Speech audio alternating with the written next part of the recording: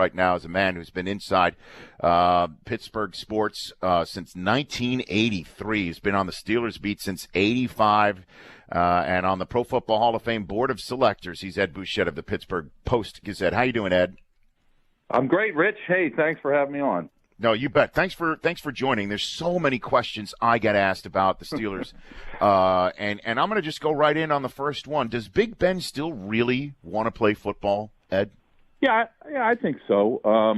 He had that moment in the spring when he wondered whether he should retire or not. His wife wants him to retire. He has said he's looked at the CTE studies, but then he committed to this season, and I think he wants to play. I can't tell you how long. I can't tell you if this is his last year or not, but he wants to play this year. Yes.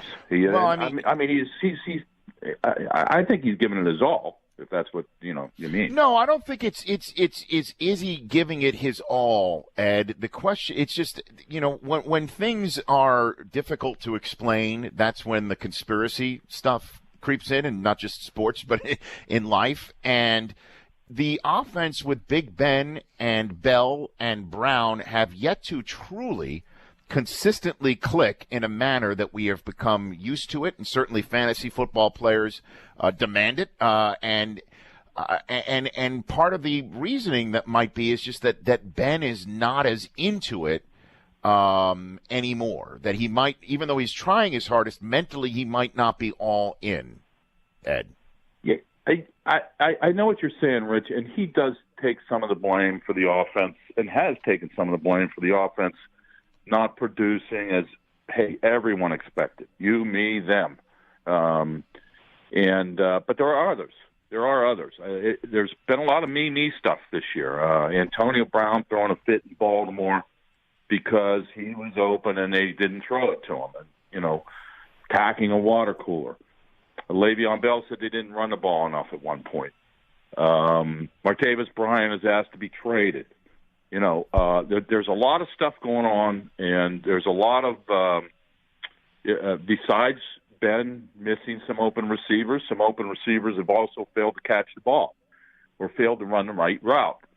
The offensive line hasn't lived up to expectations. Le'Veon Bell, who's averaged 4.6, 4.5, 4.7 a carry, is averaging 3.8 right now.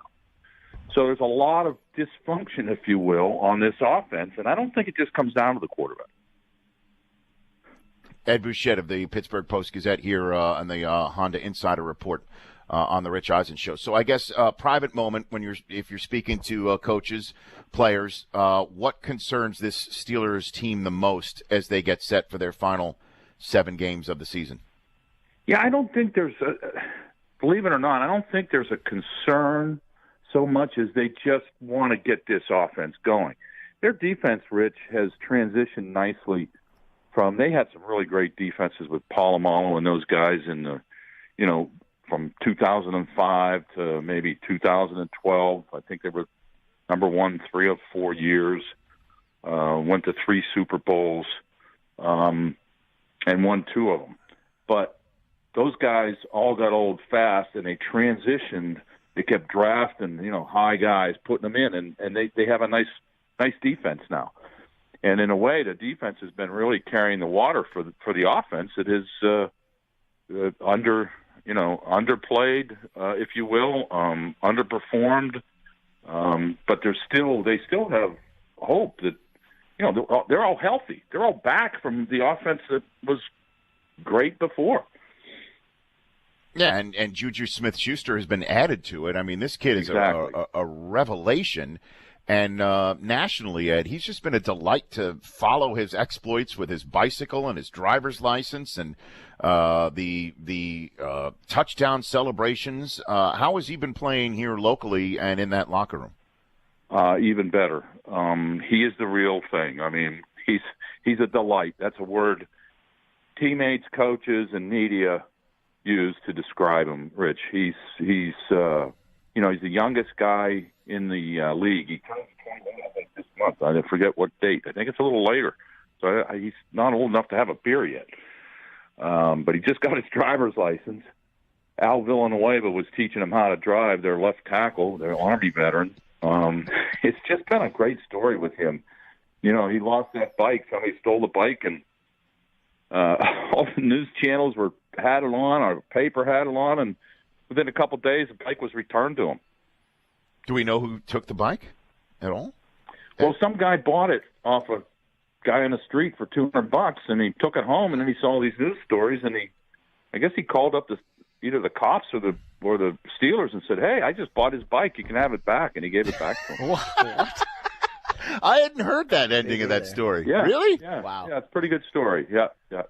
It's typical Pittsburgh, Yeah, that's the beauty of it. This is such a small, big town, I mean, where, I found out Billy Gardell was in town because people, were telling me about it on the streets, right? I mean, and how I'm serious, and how what this team means to this city, and obviously, what the Penguins have been doing here, certainly of late.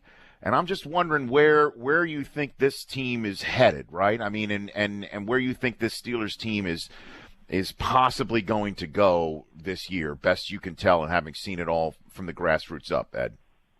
Rich, I'm glad you threw that word in, possibly, because I can't tell you where they're headed. They're possibly headed to the Super Bowl because they have everything going for them. I mean, past performance aside from the offense, this offense is still has a leading NFL's leading rusher, the NFL's leading receiver, a veteran offensive line, one of the top quarterbacks in the game. The young rookie who is just capturing everything, and Martavis Bryant. He may snap out of it, and if he does, that'll really help this offense. And they play 5 of the next 7 at home, including the big one against New England. So they've underperformed. They got a scare in Indianapolis last Sunday, but they pulled it out, and it's still all right there for them. Well, last one for you here, Ed Bouchette, Pittsburgh Post-Gazette and the Honda Insider Report, is I think Mike Tomlin doesn't get nearly enough credit for being Coach of the Year type stuff. And, you mentioned Al Villanueva. It's been weeks. It feels like it's been a year since that moment where he came out in the tunnel in Chicago and then was right in the middle of the national anthem conversation and the team and what it really was trying to do and what was happening in the locker room was a part of a conversation. You mentioned Martavis Bryant. You mentioned how Big Ben and Antonio Brown had words in a way through the media after he pitched that fit on the sideline. What does Mike Tomlin do to keep everything in-house? What do you see personally about how he goes about his business? He has a way to prod guys and get the best out of them. Now I think with another coach, this thing might be spiraling out of control. But he's really respected by them and has been. He's in his 11th season now, and Wow. I've never seen him lose a team. I've seen him start 0-4 and not lose a team. He gets it. He knows what buttons to push on each individual player as a team. I've been around Chuck Noll and Bill Cowher, covered both of them, and they each have their different ways. But I put him right up there. I really do as a really good coach. Ed, really appreciate the time. We'll see you around here tonight in Heinz Field. Thanks for calling in. All right, Rich. Good to be on with you. You bet. That's Ed Bouchette of the Pittsburgh Post-Gazette. The Rich Eisen Show, weekdays at noon Eastern on Audience.